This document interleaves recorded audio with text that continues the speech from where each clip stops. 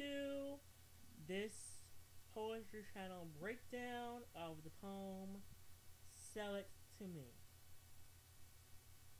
And a few other things. So today I will be doing two things. Number one, I'll be reading to you the list I wrote personally, that I literally wrote at my own,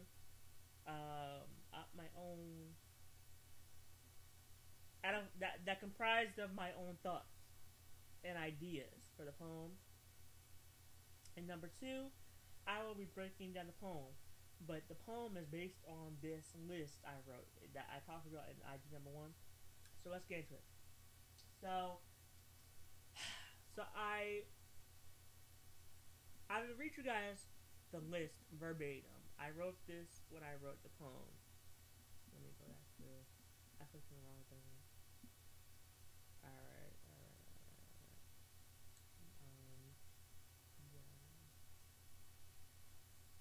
So the inspiration came from this list that I wrote seconds after I finished the previous poem I had written called Planning Created an Animal. An animal, rather.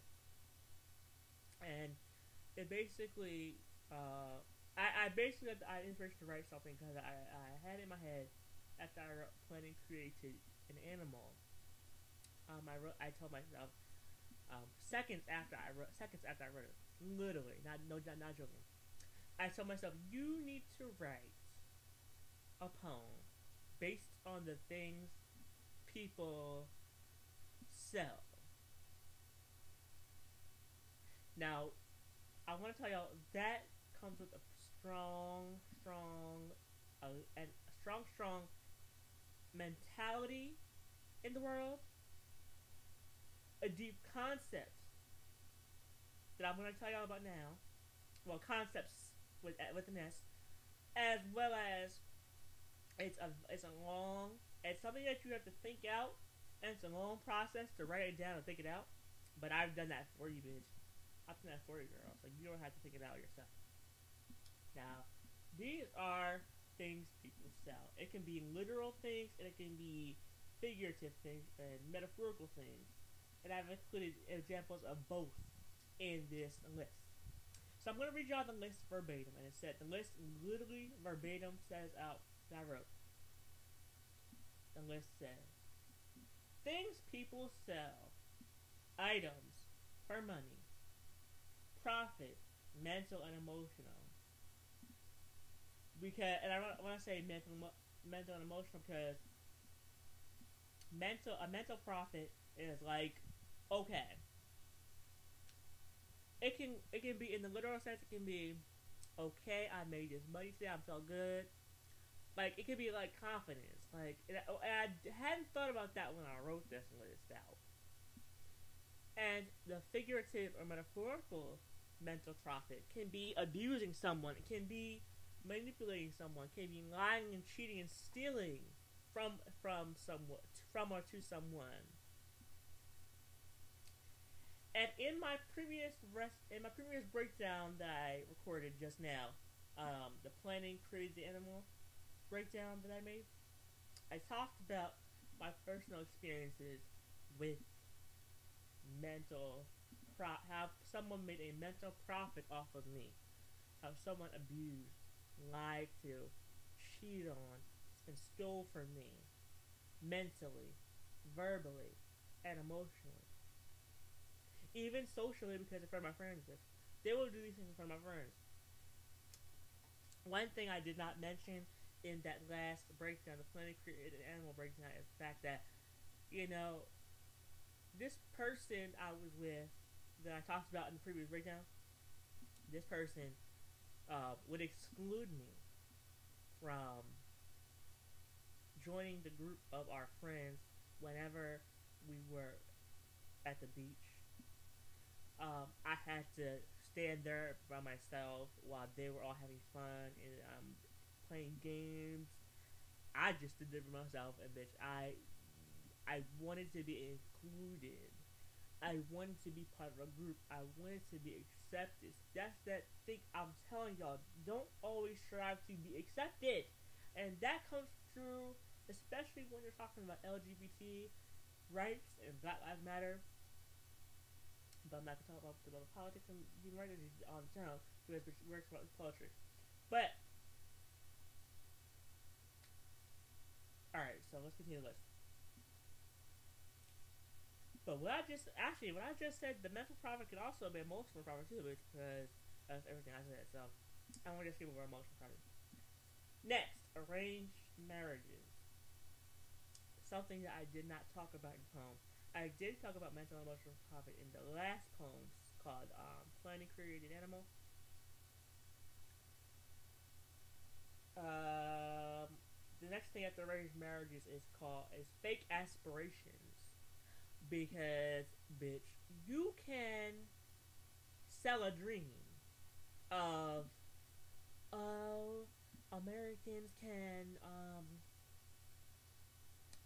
Americans have this opportunity to work and they'll get rich off of hard work. But, bitch, we all know living in America that that's not the case, though.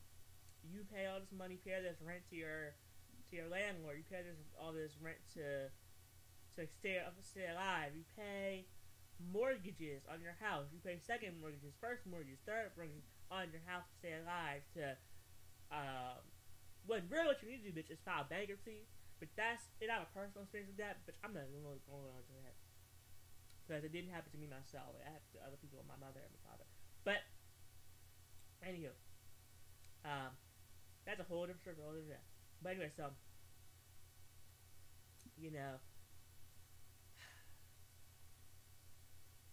let's continue. You can sell your body, which I also talked about in the poem. I also talked about fake aspirations in the poem as well. I talked about that in the poem too. You can sell lies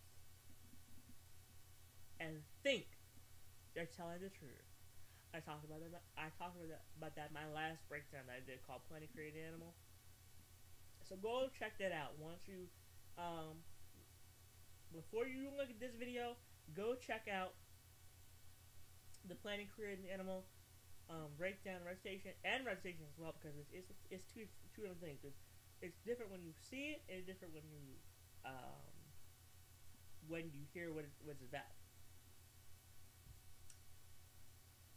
That was in my last. The lies part was in my last breakdown called Planning Created Animal. So I'm not going to explain that right now. I'm going to skip over it. You can sell the idea of capitalism. And I wrote in parentheses, which I wrote a deep ass quote into this parentheses, which a quote I made myself. It says capitalism in parentheses in America. This is known as slave labor. Slave labor. Because what's the idea of capitalism, bitch? The idea of capitalism is to do the most amount of work for the cheapest amount of money possible that you can make. That's what these managers and these business owners and these television show hosts and television show runners and all these different people in power, which I'm going to talk about in the I talked about that in the poem. That's what they are thinking is the idea of capitalism. And even I think all the foreign countries, all the presidents and all the kings and queens and everyone else is thinking that when it comes, even though they don't say it at their own mouths, and even though a lot of countries are communist countries, are dictatorships, are absolute rule countries, like absolutist countries is what it's called. You know, they're not saying that they're capitalists at their own mouth, but I think they are, bitch. I think they fucking are. So let's talk about something else. Because I wrote ideas, in front of these good and bad. Some benefit individuals, and some benefit the world. Why is my ex calling me, bitch? I'm on my phone together. and some benefit the world. Others' ideas destroy lives, get catapulted. Where's my phone? Oh. Then ideas get catapulted into mudslinging when it comes to politics.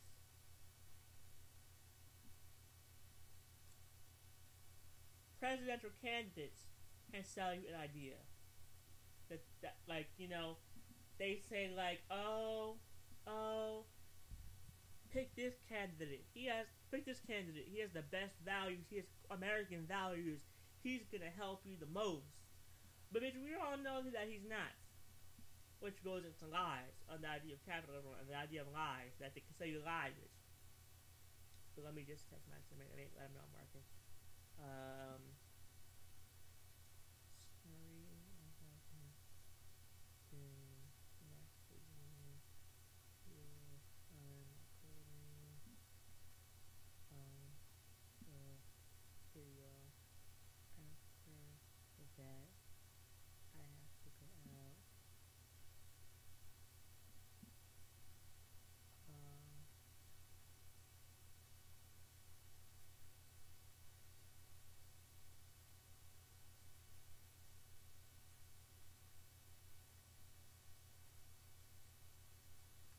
Okay. Back to this post. Alright.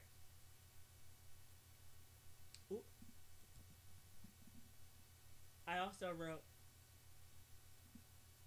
presidential candidates. I explained that earlier. Political agenda. Agenda is the plural of agenda in Greek. Political agendas, I don't know much about that, but I know it ties into presidential candidates and the idea of capitalism and the ones about who's the least fake shit, who has the least fake shit about them, and who is quote unquote the best candidate. That's their political agenda, and really, I think when you talk about political agenda, I think the most that comes from that idea is that you're selling a political agenda. You're promising on your platform. You're promising what you're going to do to help the country, to help any country, whether it be a president or any other person in power that controls the country, even the country you're seeing this from. You know, they have certain ideals that they promise to the world, to the country, to a state. Even when you're electing a governor, they have the ideals that I'm talking about. But bitch, we all know they're not going to do. They're not going to do every single. They're not going to accomplish to get done. They're not going to accomplish every single ideal on their list of things to do, on their to-do list, bitch. So that is also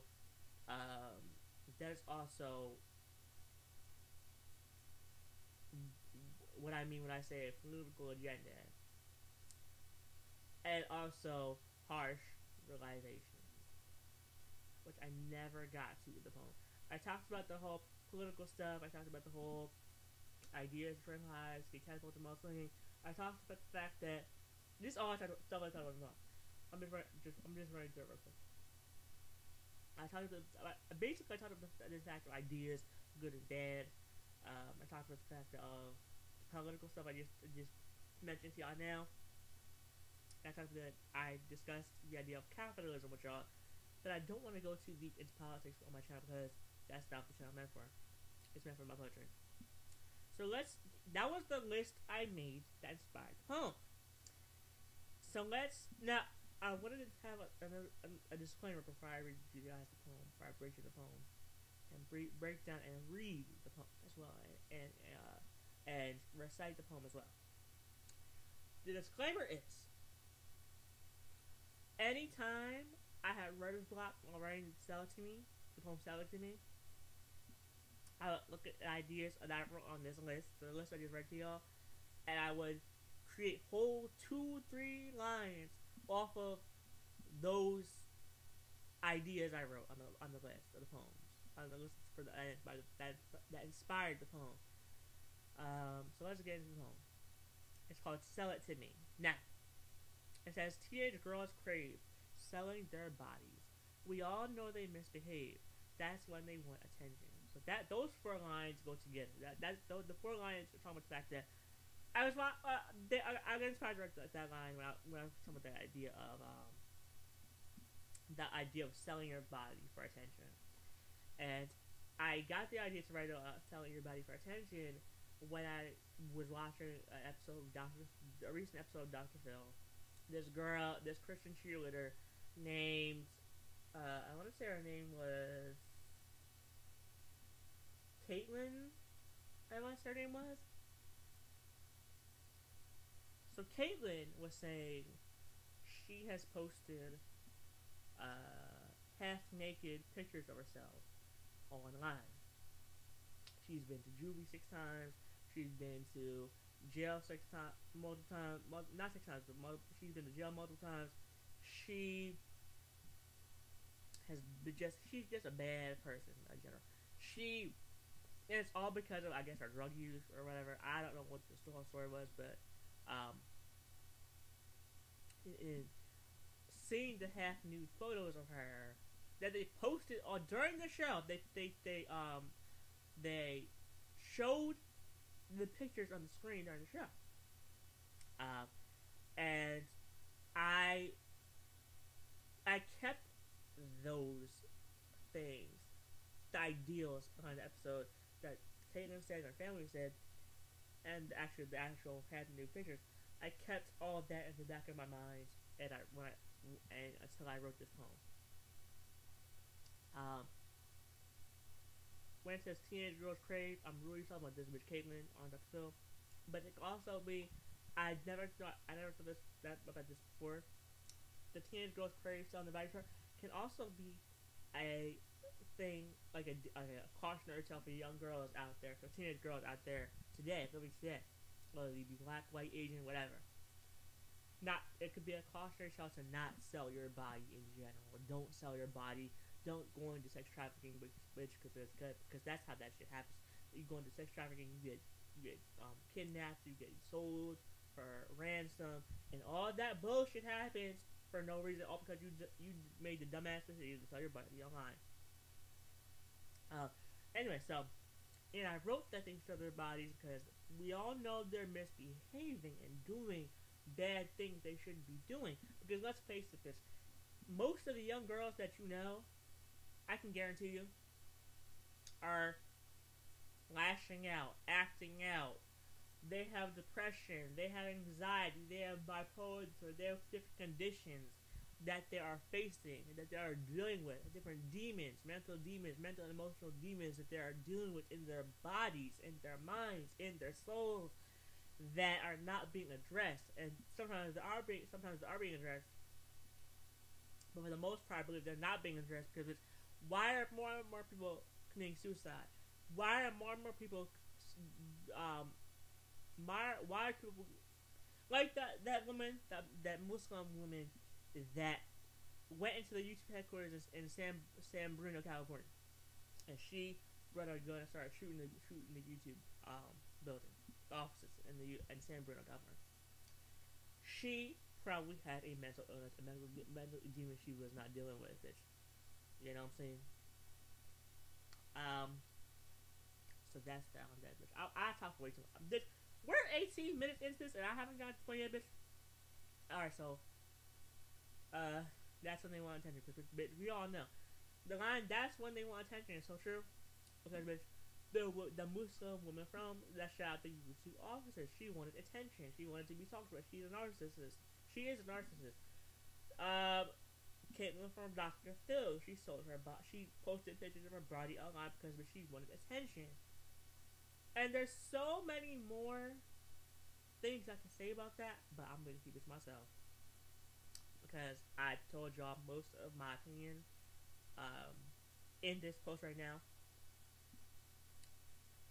So the next part says, the poem says, men think they're always right. The authoritarians in power. Kings ensure the final fight. Women create impact in their tower. Alright, those 4 lines all go together. It says men think they're always right, the authoritarians in power, because men men from most of the world's existence have made the laws, have had the final say in life, have controlled people, have manipulated people, have bullied people into, have fought wars, have decided to create wars because they want to be right and because they want to control, because they want the power of they want the power of people knowing that they can do no wrong in the world. That's what those lines are about.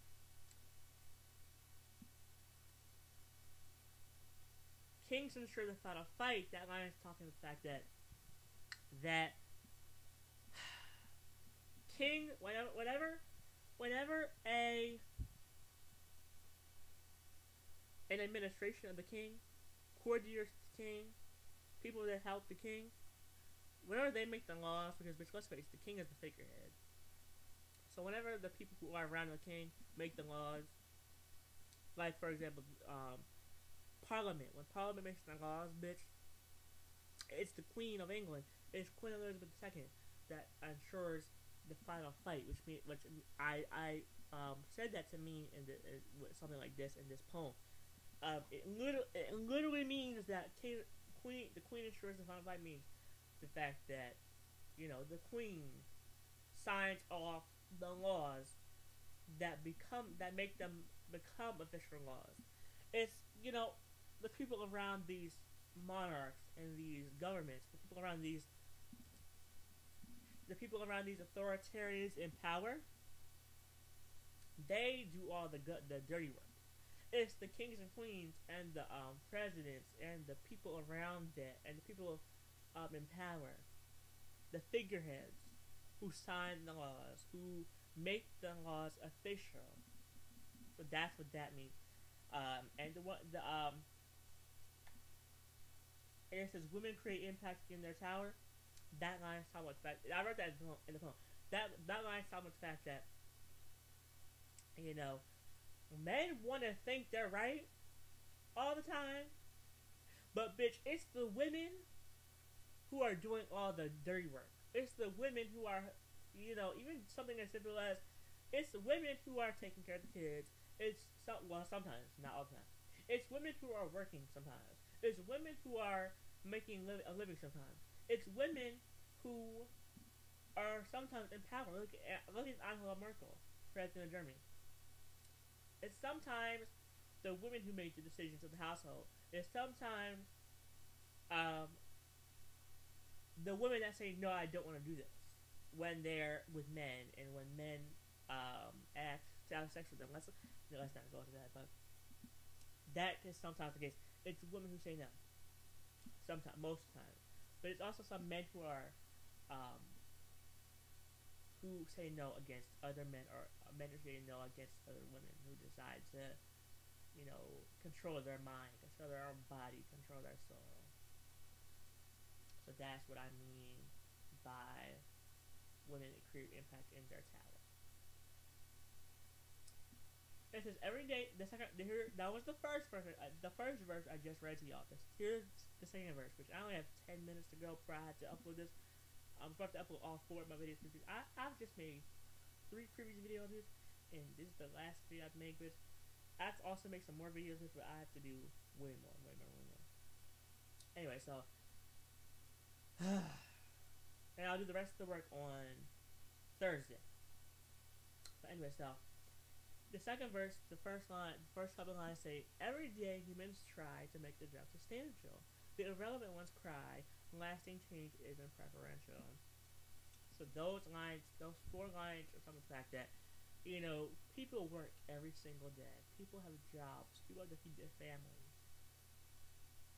Which is why they try to make their job fun. They try to make their job meaningful. They try to make their job something of substance, so that they can have a good experience at their job, right? Now, when I made that line, the irrelevant ones cry, I was specifically talking about the bitches at people's jobs who are complaining, the people who say, oh, y'all need to change this, but they ain't doing shit about it. It was dumb bitches I was talking about, bitches. You know what I'm saying? it was them bitches that was the irrelevant bitches I was talking about when I said the irrelevant bitches at people's jobs when I said lasting change is not preferential. Lasting change knows no gender. Lasting change knows no knows no sexual orientation.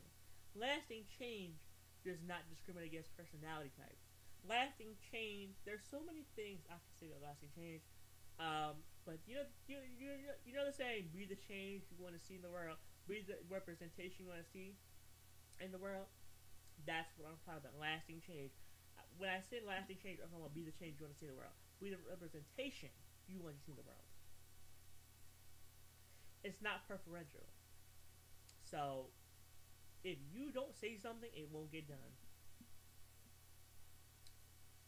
It's not gonna happen out of nowhere. So anyway, next one. The next one says, "Give me money for this new concept." And when I say "give me money for this new concept," it's a ha ha he he. I wrote the line to be humorous. So by that line, I'm talking about the next few things I'm gonna talk about now. The give me money for this new concept. The concept in itself that I'm writing about when I say that is the fact that these lines that says, "If you lie to yourselves, they already see your truth has exemption. You'll end denial when a receipt delves." Listen very carefully when I say those lines, bitch. Those 4 lines are talking about the fact that if you lie, then everyone in the world will know that when you tell the truth, you can lie and lie and lie and lie and lie so much that when everyone hears you telling the actual truth, bitches won't trust you. Bitches won't believe you that you're telling this. Bitches won't believe that you're telling the truth. It's like I literally wrote the plot to The Boy Who Cried Wolf. That is the plot of The Boy Who Cried Wolf. The Boy Who Cried Wolf lies so much and he would lie. And y'all remember this story from preschool, the nursery rhyme, The Boy Who Cried Wolf. But The Boy Who Cried Wolf would lie and lie and lie and lie and lie, make lie so much that when he was being attacked by the wolf and said, "There's a wolf in town, bitch. There's a wolf, motherfucker. I need help, bitch." No one fucking believes him. No one believed him at all, and no one helped him. And I don't know what happened at the end, but I think the boy died or something. But it's basically like that ideal that I'm talking about. The fact that if you lie often, if you lie so much, when you tell the truth the first time, even the first time you tell the truth, no one will believe you because they'll think, "Oh, is this a lie that he's telling? Is this a propaganda thing he's telling? Is this a fallacy? Is this a farce that he's telling?" You know what I'm saying? So when I say you'll end denial when a receipt delves. That means you can lie and lie and lie, and you can even deny the truth. But when bitches publish receipts, and I literally wrote the line when a receipt delves. That means when I say when a receipt delves, that's talking about the fact that when bitches be writing shit on Twitter and social media, when these celebrities say, "Oh, I didn't do it. Oh, it wasn't me,"